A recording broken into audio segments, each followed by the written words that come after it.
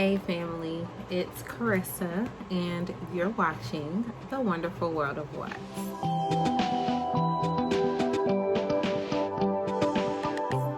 Today's video is going to be a little different from the videos that we usually put out.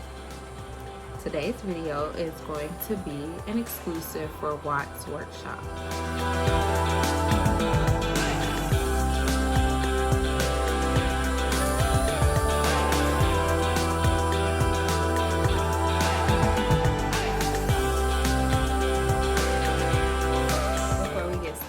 Go ahead and like this video, comment down below if there's anything that you would like to see us do, or if you just have something that you want to ask or share.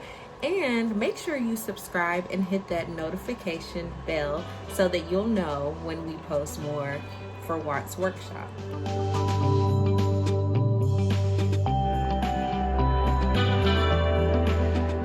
If you ordered a wreath kit from us, you will receive 2 brushes. Okay, this is used, but I washed it out, so that's why you see glitter on it.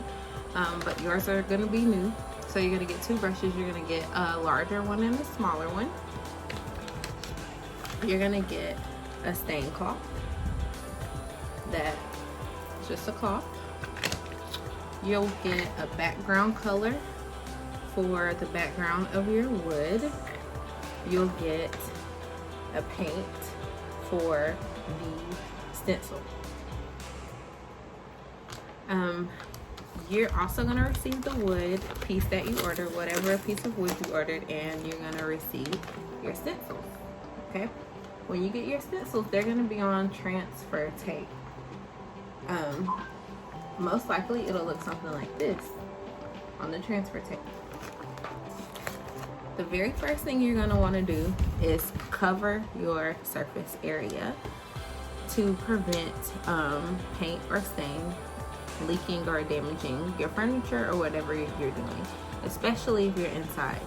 If you're outside, you might be okay, but you still want to cover your surface area. So if you need to pause this video to go cover your surface area, go ahead and do that.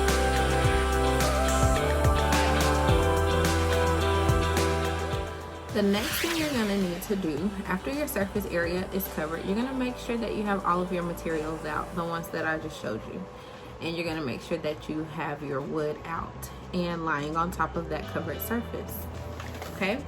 So I want to recommend that if you have gloves available, that you put a glove at least on the hand that is your dominant hand, and you use that glove when you're preparing to stain. When you stain your unfinished wood, so I'm just going to use a scrap piece today to show you. When you stain your unfinished wood, what you're going to want to do is either use your brush and cloth, or just your cloth, but you're going to use a combination of the 2 things. You're going to use your widest brush to start. So I'm going to show you what you're going to do. So you dip your brush into your stain. It does not take a lot of stain, and it does not take a lot of paint to do this project. So I'm gonna wipe on. See how I did that? You always want to make sure you get the sides as well, so don't forget the sides of any project. No matter which one you're doing, you want to cover each surface. Okay, so you're covering all the edges, you're covering all of the surface area, even if it's not going to be seen. So you actually, that's not true. On some projects you don't have to. So if you have a wreath, you don't have to paint the back of it. Don't paint the back of your wreath. Cover the sides and cover the background that you're going to be stenciling. Okay, so now we have our stain on, and that's where our cloth comes in. You don't leave it like this. It's not like regular paint, it's stain. So once you put it on, take your cloth, and guess what you're going to do? Wipe it off. So wipe it off. Wipe it dry. Okay? So that is a tip that you're going to need to know for staining. So you wipe it on, and then you wipe it off. Okay? Just go right back behind it. You don't need to let it sit for any amount of time. You don't need to do anything special. You just wipe it on, wipe it off. Unfinished and stained. See the difference? Okay, so when you finish, look, I even can touch it and it's dry. That's what you want. So you're gonna take your cloth and wipe that all off, wipe it dry, just like that. So I told you the other option was you could just go right in and just use the rag and like put a little bit on the rag and just start staining. Either one might be messier this way though. All right, so this is what happens once you put stain on and use your cloth to wipe it off. Your finished product will look like this once you stain the whole thing. Okay, you can even do 2 coats. Now the next tip that I'm going to give you is that once you have that stain on, leave it, let it, even though it's dry when you touch it, it's still going to be a little bit oily and your stencil is not going to stick well if you don't give it about 45 minutes to completely dry. It looks like it's dry. See the difference in 1 coat and 2?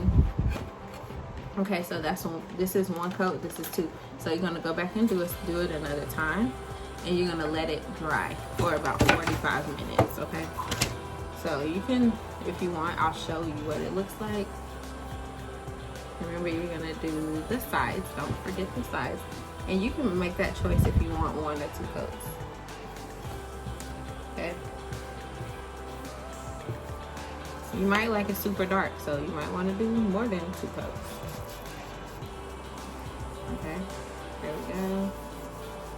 Depending on how dark you want it. Okay, so that's 2 coats. Okay, depending on how dark you want it, right?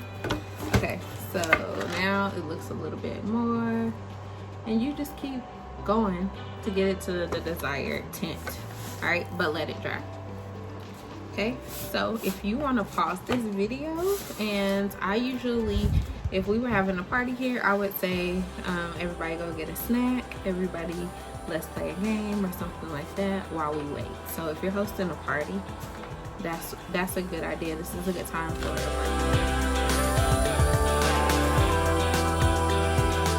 Take a break. All right, so now I'm going to show you how to apply the stencil. So if you haven't waited yet, wait, let it dry, come back, pause right here, come back. Okay, stencils, I'm gonna use this one because this is what yours is gonna probably be fully covered. Okay, so you're gonna just pull, did y'all see that there's a white sticker on the back? Pull it off. See how that came off? That's okay, that's a part of the A. You still need that. Okay, so all you're gonna do is put it back where it goes, in the right place. So I'm pressing it back on, and I'm making sure it sticks to this transfer paper, and see, now it's there. All right, so I'm just gonna do this word, family, and I'm gonna stick it on to the dry piece of wood. So what I'm doing is this. I just took that whole sticker and I placed it on there, and now the most challenging part of this whole project is going to be to remove the transfer tape from the stencil without removing the stencil from the wood. Okay, so do you see me peeling this away? That's what you're going to do. Sometimes if you have a bigger stencil, you may need another person to hold down your stencil for you, and you pull off the transfer tape. But after some practice, you could probably do it just like I did without having anybody. But if it's your first time, get somebody to help you. All right, so now we have a stencil on this wood, and it's ready for the paint. Okay, so we're gonna use this tiny brush that, remember we had 2 brushes in your kit. You don't want the big one anymore because it has stain on it, unless you want to go wash it out because you just like the size. Otherwise, I recommend you using this brush. And what I'm gonna do, I have white paint right here. I recommend, this is a lot. I can do this whole stencil with this much paint, but you might have a bigger project. My favorite way to paint on a stencil is to dry brush. So this is a lot. You see that drip? That's too much. I'm gonna wipe it off. So I did 1 dip, but I'm wiping it off because I almost want it to be a dry brush with just a little bit of paint on it. Okay, that's still a lot, so I'm wiping it off. This is a lot. You just need a little bit, okay? You just want to touch over it. So watch this. Okay, so all I'm going to do is brush over the exposed part, just like this.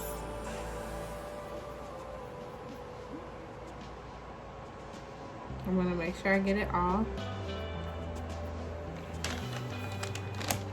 And that's the first coat.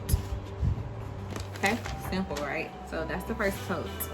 You're just gonna let it be.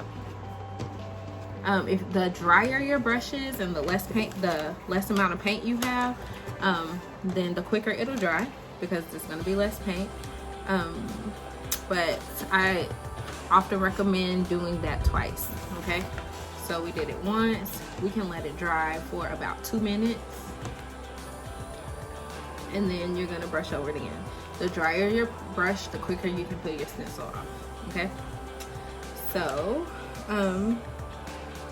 once your stencil is dry, all you're gonna do is you're gonna remove the stencil from the wood by peeling it from the top corner and pulling it off.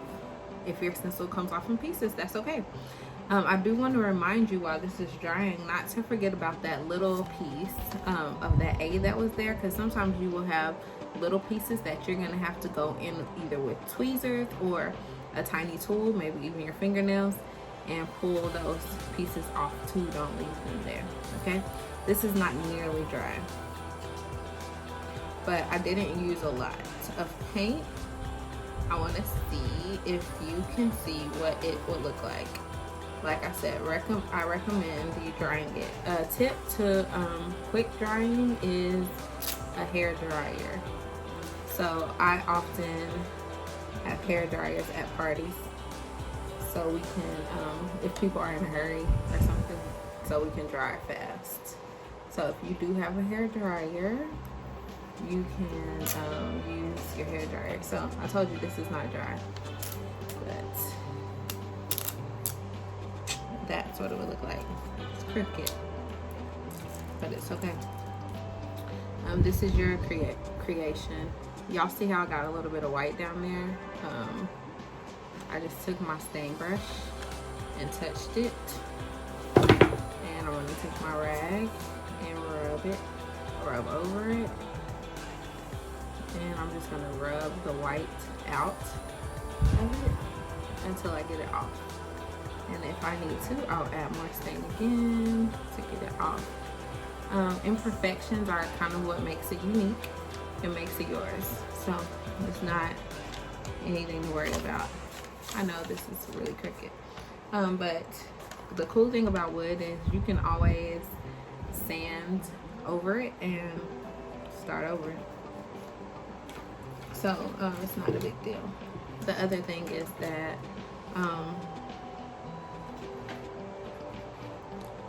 it's yours, so you do it how you want it. All right, so that's what it looks like once you get it on there. Okay, comment down below, let me know if you want to see any other tips or tricks from Watt's workshop.